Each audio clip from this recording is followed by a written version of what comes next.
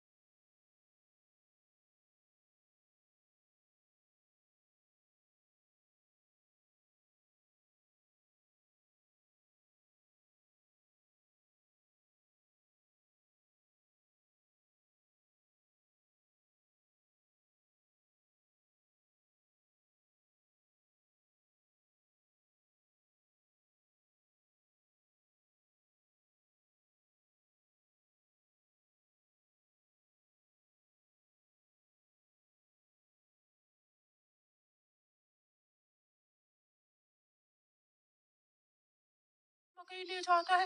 वो कल भी मेरे सामने किसान की मकई खा रहा था। मैंने पूछा तो कहने लगा ये किसान के खेत से लाया हूँ। वो एक नंबर का चोर है, किसी न किसी तरह वो मकई चोरी करके ले जाता होगा। किसान खेत में काम कर रहा था और चिड़िया और तोता बिना मकई खाए ही जंगल वापस चले जाते हैं। हाँ भी तोते और चिड़िया, बताओ क्या आज तुमने किसान के खेत से मकई खाई है? ना, हम तो सुबह से दोपहर तक पेड़ पर बैठे रहे, लेकिन वो किसान है कि घर गया ही नहीं और हम थक हार कर बिना मकई खाए ही जंगल लौट आए। मैं तो जा रहा हूँ, पेट भर मकई खाऊंगा भी और अपने साथ भी लेकर आऊंगा।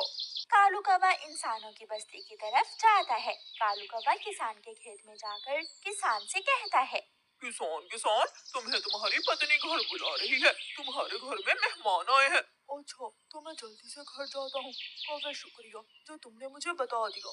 किसान अपने घर चला जाता है और कौवा मजे मजे से किसान के खेत से मकई खाने लगता है। नहीं, मैंने तो आपको नहीं बुलाया। क्या मेहमान नहीं आए थे? तो फिर उस काले कौवे ने मुझसे झूठ क्यों बोला? कौवा झूठा है, मैंने तो उसे नहीं भेजा। कौवा पेट भरकर मकई खाता है और कुछ मकई अपने साथ लेकर वापस जंगल लौट जाता है। कौवे कौवे, एक मकई का भुट्टा मुझे भी दे दो। ना, मैं तो मकई का भुट्टा किसी को नहीं दूंगा, बहुत मुश्किल से लाया हूँ मैं। कौवा चिड़िया के सामने बैठकर मकई का भुट्टा खा रहा था और चिड़िया के मुंह में पानी आ रहा था। दूसरे दिन कौवा फिर से किसान के खेत में जाता है और किसान से कहता है, किसान, मैं अभी तुम्हारे घर से आया हूँ, तुम्हारे बेटे को तेज बुखार है, जल्दी से घर जाओ। कौवे की बात सुनकर किसान घबरा जाता है और कुछ सोचे बिना अपने घर भाग जाता है और कौवा मजे से मकई खाने लगता है। कहाँ है मेरा मुन्ना? मुन्ना तो बाहर खेलने गया हुआ है। क्या मेरा मुन्ना ठीक है? हाँ, मुन्ना तो बिल्कुल ठीक है। तो फिर इसका मतलब आज फिर उस शरारती कौवे ने मुझसे शरारत की है। उसने मुझसे कहा कि मेरे मुन्ने को बुखार है, मैं जल्दी घर जाऊं। वो कौवा जरूर आपको घर भेजकर खेत से फसल खाता होगा। मैं कल देखूंगा वो कौवा कैसे मुझे उल्लू बनाकर मेरे खेत से मेरी फसल खाता है। कौवा जंगल जाकर बहुत खुश था। वो जो मकई अपने साथ लाया था वो तोते और कबूतर के सामने बैठकर खाता है। वाह वाह, मजा ही आ गया। ये मकई तो बहुत स्वादिष्ट है। यार कौवे, थोड़ी सी मकई मुझे भी दे दो। हाँ ठीक है, अगर तुम मेरे घर का काम कर दो तो मैं तुम्हें भी मकई दे सकता हूँ। मैं भी करूँगा, मैं भी कभी आपके घर का सारा काम करूँगा। मुझे भी मकई दे देना। ठीक है, तो फिर जल्दी से मेरे साथ आ जाओ। कौवा कबूतर और तोते को अपने घर ले जाता है। तोते, तुम जल्दी से मेरे घर की सफाई सुथराई कर दो, और कबूतर तुम जल्दी से मेरे सारे बर्तन धो दो, फिर मैं तुम दोनों को मकई दूंगा। फिर कबूतर अपने काम में लग जाता है और तोता कौवे के घर की सफाई सुथराई करने लगता है। दोनों अपना अपना काम खत्म कर देते हैं।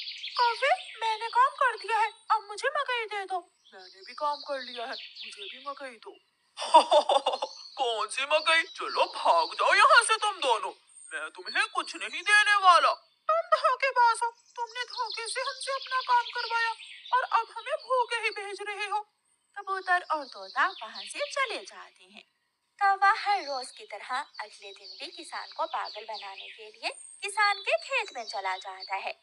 कौवा किसान के पास जाता है और किसान से कहता है, किसान किसान, मैं अभी अभी देख कर आया हूँ, तुम्हारी गाय जंगल की तरफ जा रही है, शायद उसकी रस्सी टूट गई होगी।